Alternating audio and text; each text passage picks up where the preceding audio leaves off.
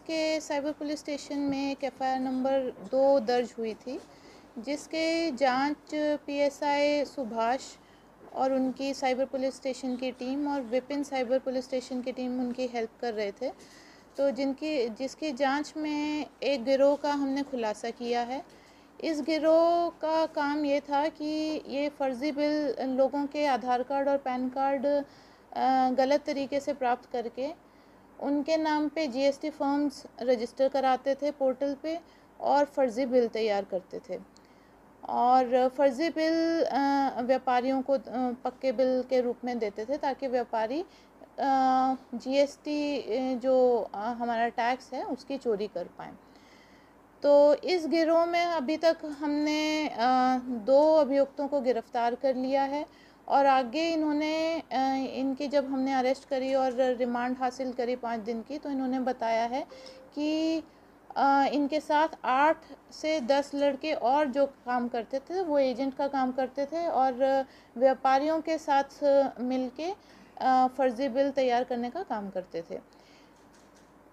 जांच के दौरान हमने जो रिकवरी करी है वो मैं आपको बता दूं। हमने 2 laptop, 2 mobile phone, 3 pen drive, 4 ATM card, 2 PAN card, 40 फ़र्ज़ी बिल, 1 हार्ड डिस्क, 1 पैसे गिनने की मशीन, 1 डोंगल, आधार कार्ड जो 2 हैं और खाली चौक 8 रिकवर किए हैं।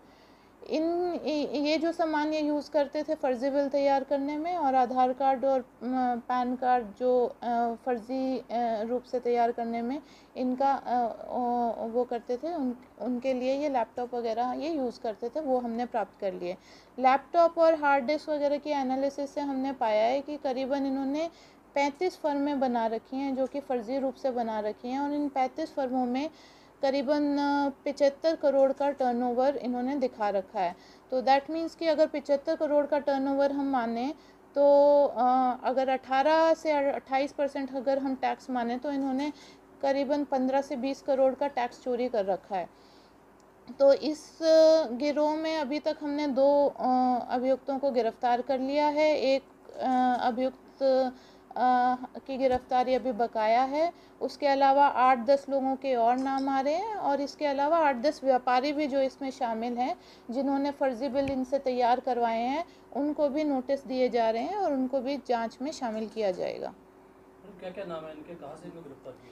इनके ये एक शुभम है जो 25 वर्ष का है और इसको ये शुकूर बस्ती दिल्ली का रहने वाला है और एक दीपांशु उर्फ मोंटी है, ये मुंडका दिल्ली का रहने वाला है, ये भी 24 वर्ष की आयु है इसकी और इन दोनों को दिल्ली से ही गिरफ्तार किया। मैडम एफआईआर किसने दर्ज करवाई थी? एफआईआर हमारे पास एक प्रीतम सैनी नाम के कंप्लेनेंट आए थे।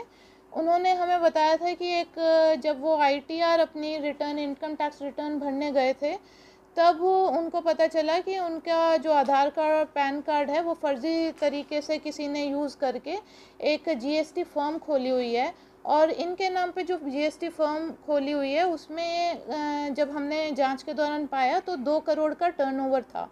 तो मामले का संज्ञान लेते हुए हमने तुरंत इसकी साइबर पुलिस स्टेशन में जो हाल ही में खुला था उसमें एफआईआर दर्ज कराई, एफआईआर नंबर 2 और इसकी जांच पीएसआई सुभाष इसकी जांच में जुट गए और जो हमारे साइबर इंचार्ज हैं विपिन, वो इनको मदद कर रहे थे। तो मैडम व्यापारियों से ये संपर्क करते थे या व्यापारी इनसे संपर्क करते थे जांच में अभी तक? हाँ, देखिए इन्होंने अभी तक हमें बताया है कि इनके साथ 8-10 और एजेंट्स हैं, 8-10 और लड़के हैं जो एजेंट का काम करते थे। तो ये भी व्यापारियों को संपर्क करते थे और जैसे जैसे इनका बिजनेस ग्रो करता रहा तो लोगों को पता चलने पड़ा और व्यापारी भी इनको संपर्क करने लगे। व्यापारी जो हरियाणा के हैं या बाहर के? व्यापारी अभी तक एनसीआर के रीजन के ही ज़्यादातर हैं और ज़्यादातर इनमें स्क्रैप के व्यापारी ज़्यादा हैं। हांसी का कोई व्यापारी शामिल है इसमें? नहीं, अभी तक हांसी का व्यापारी शामिल नहीं है। तो कितने परसेंट पे काम करते थे, कमीशन बेस पे काम करते हैं? देखिए ये पूरा गिरोह अभी बता रहा है कि 20 पैसे का ये कमीशन रखते थे व्यापारियों से 1 रुपये का। हाँ, व्यापारियों से 1 रुपये का कमीशन रखते थे जिसमें ये आपस में बांट लेते थे। मुख्य जो आरोपी कुछ अपना रख के बाकी एजेंट्स को देता था। कितने टाइम से मैडम बनाई हुई थी, कुछ नाम आपके सामने आए हो? जी, जो हमारा कंप्लेनेंट है उसका तो एक श्याम इंटरप्राइजेस के नाम से उसने फर्म खोली हुई थी। इसके अलावा कुछ जो फर्म्स हमारे सामने आई हैं वो हैं super traders, Mittal traders, blue sky, Nirmat trading company और रिनोवो एंटरप्राइजेस।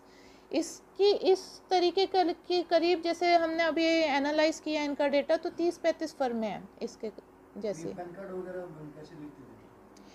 ये अभी जो इनके साथ एक और व्यक्ति है राघव, वो अभी उसकी गिरफ्तारी बकाया है। वो इनको पैन कार्ड और आधार कार्ड लोगों से लेकर देता था, उनकी सॉफ्ट कॉपी भी देता था, उनकी हार्ड कॉपी भी देता था, वो फर्जी तरीके से लेते थे।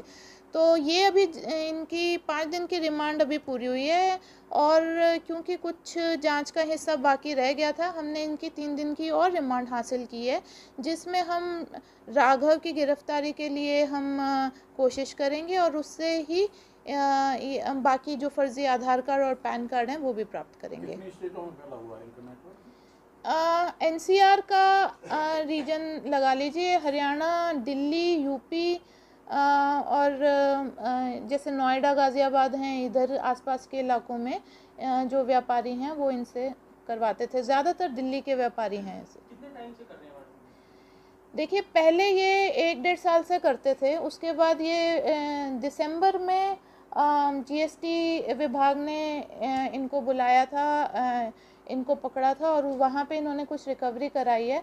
उसके बाद ये दिसंबर के बाद भी लगातार 6 महीने से दोबारा से इन्होंने काम शुरू कर दिया था। मैडम मास्टरमाइंड कौन है इस पूरे ग्रुप? मास्टरमाइंड इसमें शुभम है, ये मुख्य आरोपी है, शुकूर बस्ती दिल्ली का रहने वाला है।